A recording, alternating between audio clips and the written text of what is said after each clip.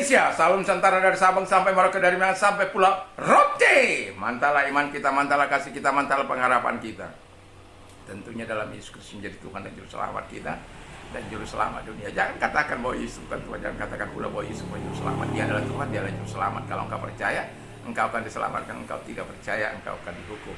Yohanes 3 ayat 3, karena Yesus sudah berkata, akulah jalan dan kebenaran dan hidup. Tiada seorang sampai kepada Allah kalau tidak melalui aku. Dalam Yohanes 14 ayat ke-6. Petrus dalam dalam Kisah Rasul 4 ayat 12. Dan keselamatan tidak ada dalam siapapun juga selain dalam Dia Yesus Kristus, karena di bawah kolong langit ini tidak ada nama lain yang diberikan kepada manusia yang olehnya kita diselamatkan. Dan Paulus mengatakan dalam Kisah Rasul 16 ayat yang ke-31, percayalah kepada Tuhan Yesus Kristus, maka engkau akan diselamatkan, engkau dan seisi rumahmu. Mantap! Puji nama Tuhan. Selamat sore bagi kita. Doa dan harapan saya, kekuatan Tuhan, kekuatan firman, kekuatan Roh Kudus, kekuatan doa, kekuatan iman akan terus menyertai kehidupan kita, dan damai sejahtera Allah yang melampaui segala akal akan melera hati dan pikiran kita mulai saat ini sampai selama-lamanya. Puji nama Tuhan. Dan sebelum kita mendengarkan firman Tuhan di sore hari ini, mari kita berdoa. Terima kasih Tuhan, kami tidak ingin melakukan perbuatan-perbuatan setan, dan kami tidak ingin terlibat di dalamnya. Tuhan tolong kami sehingga kami mengerti apa saja perbuatan-perbuatan setan yang kami harus perlu ketahui. Dalam nama Yesus kami bersyukur dan berdoa. Haleluya. Amin. Saya akan membacakan Ulangan 18 ayat 10 sampai dengan 12. Demikian bunyi firman Allah. Di antaramu janganlah didapati seorang pun yang mempersembahkan anak laki-laki atau anaknya perempuan sebagai korban dalam api, atau seorang yang menjadi petenung, seorang peramal, seorang penelaah, seorang penyihir, seorang pemantera, atau seorang yang bertanya kepada arwah atau kepada roh peramal, atau yang meminta petunjuk kepada orang-orang mati. Sebab setiap orang yang melakukan hal-hal ini adalah kekejian bagi Tuhan, dan oleh karena kekejian inilah Tuhan Allahmu menghalau mereka dari hadapan. Haleluya. Jadi tema kita adalah perbuatan kuasa setan. Jadi jangan pikir setan tidak punya kuasa. Setan punya kuasa tapi limited. Kalau Tuhan punya kuasa unlimited. Dan itu sebabnya kita datang kepada Allah di dalam Yesus Kristus yang unlimited. Roh Kudus unlimited kuasanya. Yesus unlimited kuasanya. Firman Allah unlimited kuasanya. Jadi luar biasa, kita hidup dalam kuasa unlimited dari Allah Bapa di surga. Dan oleh karena kita hidup unlimited, mengapa kita harus hidup dalam perbuatan-perbuatan setan? Dan saya mengamati beberapa hal di tengah-tengah yang saat ini marak di tengah-tengah kehidupan manusia. Kadangkala manusia datang ke situ dan lain sebagainya, dan melakukan secara terang-terangan, dan berhati-hatilah, karena itu kekejian bagi Tuhan. Itu akan menjadi bumerang bagimu, dan engkau tidak akan mendapatkan ketenangan dalam hatimu. Katakan saja mereka-mereka yang hidup dalam kuasa-kuasa setan ini, apakah pernah tenang dalam hidup mereka? Hanya ketenangan yang semu. Hanya di dalam Tuhan yang unlimited itulah kita dapat tenang. Dan itu sebabnya ada 3 hal. Dan pertanyaan saya, apa sajakah perbuatan kuasa setan? Ada 3 perbuatan kuasa setan menurut Ulangan 18, 10, 12 adalah, yang pertama yang saya singkat adalah meramal. Ya. Ini kita suka sekali diramal oleh orang. Ya. Udah kita diramal, kita kasih duit lagi. Ya. Nah, karena kita kadangkala kita ingin tahu bagaimana perjalanan hidup kita ke depan. Yang mau saya katakan, itu ramalan itu adalah rekaan manusia. Kadang bisa benar, kadang bisa salah. Kalau kita bisa benar, wow, kagum. Padahal itu karena kebetulan saja. Walaupun kita tahu bahwa ketika orang meramal itu ada bantuan setan. Setan kan saya sudah katakan tadi, Dia tidak maha tahu. Dia limited. Jadi kalau dia limited, dia tidak maha tahu. Walaupun dia tahu, tapi dia tidak maha tahu. Tuhan kita unlimited. Dia maha tahu segala-galanya perbuatan manusia, perjalanan hidup manusia. Itu sebabnya kita mengenal omniscience, Allah yang maha tahu. Omnipotent, Allah yang maha kuasa. Omniscient, Allah yang maha hadir. Kalau ada orang-orang sampai kedatangan kepada orang-orang atau peramal-peramal, petenung-petenung, penyihir-penyihir, dan lain sebagainya, ada yang salah dalam keimanannya, ada yang salah sebagai orang yang percaya dalam keimanannya. What happened to you? Apa yang terjadi padamu? Coba research, selidiki hatimu, search your heart. Selidiki hatimu, apakah engkau punya hubungan yang baik dengan firman Allah? Apakah engkau berdoa dengan sungguh-sungguh? Apakah engkau membaca firman Allah? Apakah engkau memperkatakan firman Allah? Ingat, ketika engkau memperkatakan firman Allah, iman timbul dari pendengaran. Itu sebabnya saya sering anjurkan kalau engkau membaca firman Allah, mari baca dengan supaya didengar oleh telingamu, supaya imanmu timbul dari situ. Bukan dari membaca koran-koran, bukan dari membaca novel-novel, bukan membaca surat-surat cinta yang penuh dengan perselingkuhan dan lain sebagainya. Jangan kotori otakmu, jangan kotori pikiranmu, jangan kotori hatimu. Baca firman Allah supaya hatimu dibuat teguh dalam menghadapi situasi dan kondisi, dan engkau selalu akan terus bersandar kepada Tuhan. Nah, yang juga itu adalah meramal, itu adalah penipuan yang disengaja. Suka atau tidak saya mengatakan itu penipuan yang disengaja. Karena siapa yang maha tahu? Nggak ada. Jadi itu penipuan yang disengaja. Tahayul murni. Jadi hanya istilahnya, ya kalau benar syukur, nggak benar ya terserah ya. Dan kemudian mereka memakai tanda-tanda alamiah, misalnya kucing melompat, mayat, apa yang akan terjadi, atau ini kucing kita lagi apa, atau macam-macam. Itu bisa kita lihat dalam Yehezkiel 21, atau susunan isi perut binatang dan lain sebagainya. Yang kedua, memakai hidromansi, meramal dengan cara melihat permukaan air. Saya sudah terlibat di dalam apa yang saya katakan ini, saya pernah terlibat di dalamnya. Tapi setelah saya mengenal Kristus, saya bisa hidup dan mengetahui apa yang seluk-beluk si setan ini untuk menipu, menghancurkan rohani kita. Saya memang belum mengatakan dampak dari pekerjaan setan ini, tapi saya sedang mengatakan pekerjaan setan yang perlu kita ketahui supaya kita tidak terlibat di dalamnya, karena itu kekejian bagi Tuhan. Kalau itu menjadi kekejian bagi Tuhan, berarti engkau menentang Tuhan, engkau melawan Tuhan, engkau tidak sejalan dengan Tuhan. Nah, lalu kemudian, jadi itu dalam Kejadian 44 ayat yang kelima, memakai astrologi atau perbintangan. Wah, saya suka ini. Dulu saya suka itu kalau ada koran SIP di Sumatera, ya, itu hampir tiap hari saya baca itu. Saya lihat bintang saya Taurus.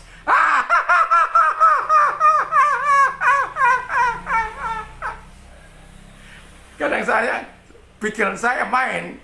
Kalau sesuai, senang. Kalau nggak sesuai, nggak benar kau. Tiap hari, karena dulu ada kedai kopi di depan kios saya, jadi dia selalu langganan koran dan kita baca, ya, dan kita sambil minum kopi kita baca di situ. Nah, yang terutama itu horoskop itu ya. Tapi setelah mengenal Yesus, aduh betapa saya tidak sejalan dengan dia.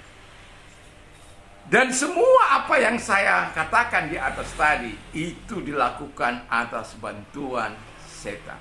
Suka atau tidak suka, kalau engkau meminta bantuan dari setan, maka engkau pelawan Tuhan. Yang kedua, pemujaan setan secara terang-terangan bisa dibaca dalam Ulangan 32 ayat 17. Mempersembahkan korban kepada setan-setan dan roh jahat. Wah, dan ada banyak. Sebagai orang percaya kita dilarang untuk melakukan hal yang sama. Orang-orang yang hidup di masa lampau sampai sekarang, orang-orang percaya tetap dilarang untuk bercampur baur dengan orang-orang yang melakukan hal-hal ini.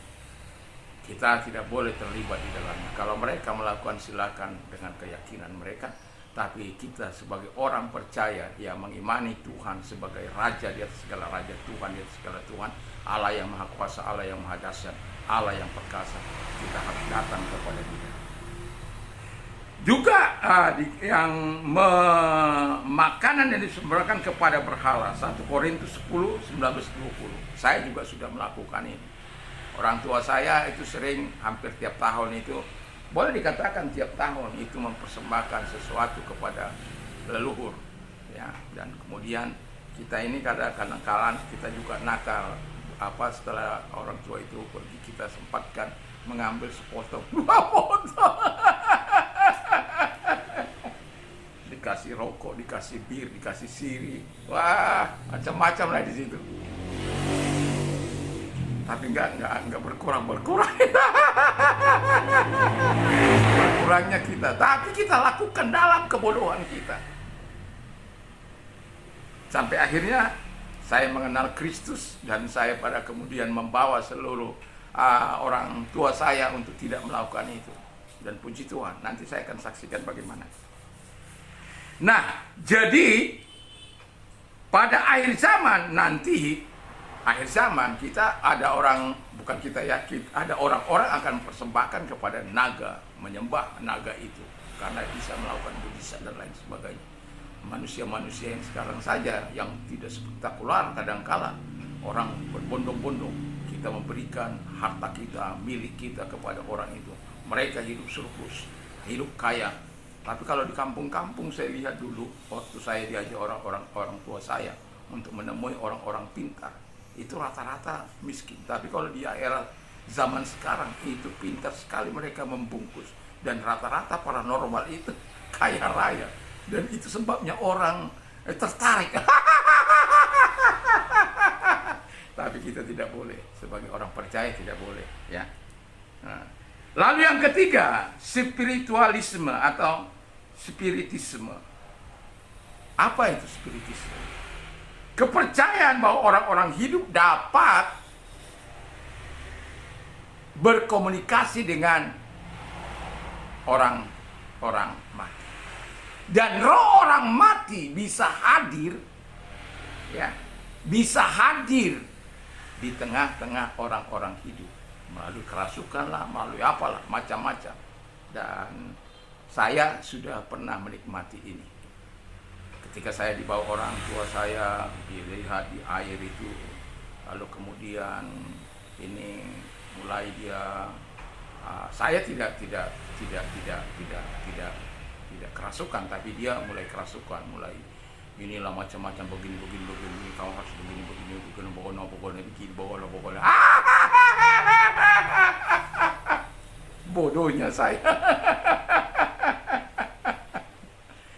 Tapi itu kita lakukan di masa kebodohan kita. Tapi saya bersyukur karena Tuhan itu baik menyelamatkan saya. Yang mau saya katakan adalah orang tua saya itu kalau sudah dirasuk oleh songgok matanyari, ya, saya nggak tahu itu bagaimana songgok matanyari. Tapi ketika dia datang songgok matanyari kepada orang tua saya, perempuan khususnya, itu kekuatannya sangat luar biasa. Tidak ada seorang pun yang bisa menghalangi dia. Dan ketika dia mengayunkan kakinya, itu rumah saya seolah-olah bergoyang, padahal tembok. Begitu kuat. Lalu setelah dia minta ini, minta itu diberikan, lalu dia akan pamit. Sebelum pamit dia memberkati semua. Karena dibilang orang tua saya ini songgok matanyari yang baik.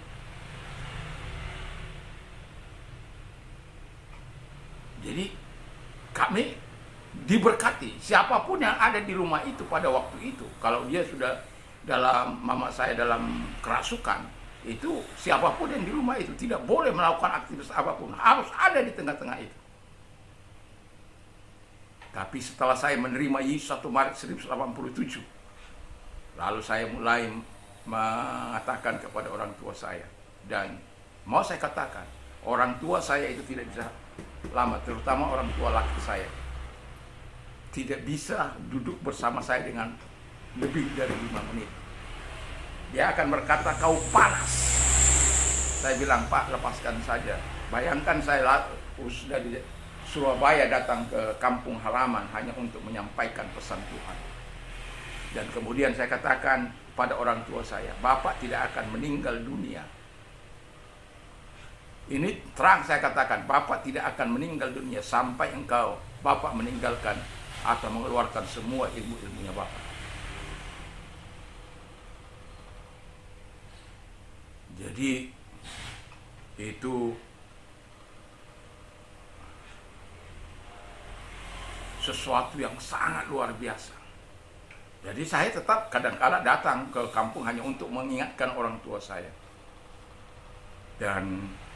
Tapi seminggu sebelum dia pulang, ya, saya masih ada di pulau ini. Dia sudah menyelesaikan, dia semua keluarkan ilmu-ilmunya yang disimpan, dikeluarkan. Itu mama saya bilang itu hampir 1 kardus gudang garam itu, lalu dibakar, lalu kemudian oleh majelis di sana, lalu kemudian ayah saya disekram ini, dan kemudian percaya. Dan sebelum dia meninggal, saya nggak pernah cerita ada persoalan saya di pulau ini, nggak pernah cerita.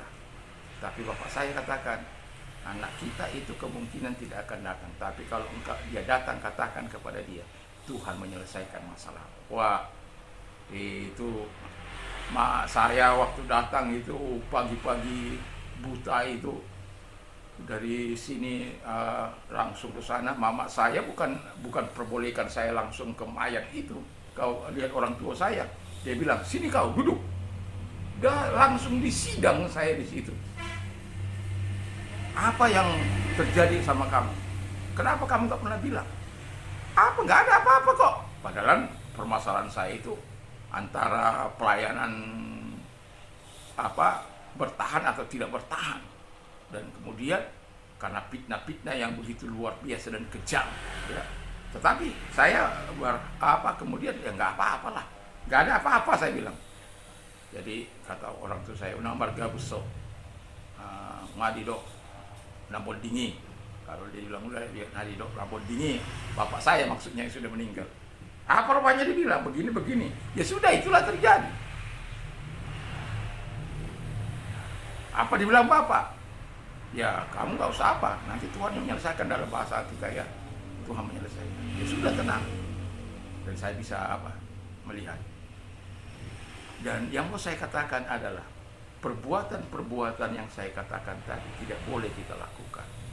Baik itu meramal, baik pemujaan setan secara terang-terangan, atau spiritisme yang hari-hari ini begitu gencar dilakukan oleh orang-orang yang ada di luar sana. Tetapi sebagai orang percaya, kita tidak boleh hidup dalam perbuatan kuasa setan.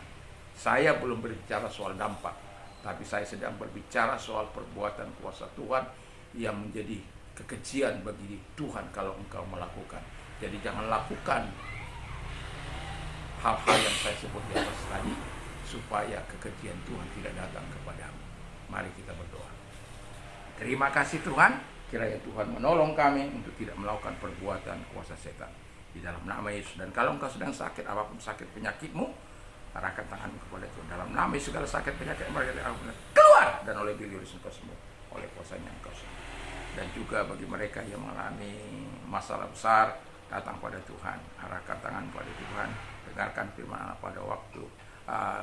Marilah kepadaku, hai kamu yang letih lesu dan berat, aku akan memberikan kelegaan bagimu. Jadi Tuhan katakan memberikan kelegaan. Datanglah dengan kesungguhan hati. Dalam nama Yesus adalah tangan-tangan yang diarahkan kepadamu. Dalam nama Yesus mujizatmu terjadi, kuasamu terjadi, pertolonganmu terjadi, kebaikanmu mereka terima, kasih sayang mereka terima, sehingga apapun yang menjadi masalah mereka Engkau selesaikan dengan baik dan mereka memuliakan Engkau. Terima kasih, kami bersyukur dalam nama Yesus. Amin. Selamat sore, dan kalau Anda ingin berdonasi ada nomor-nomor di bawah ini, dan juga mau saya katakan kepada kita kalau kita mau istirahat jangan lupa berdoa, baca firman Allah dan memperkatakan firman Allah. Ingat, iman timbul dari pendengaran, pendengaran firman Kristus. Mantap, mantap, mantap.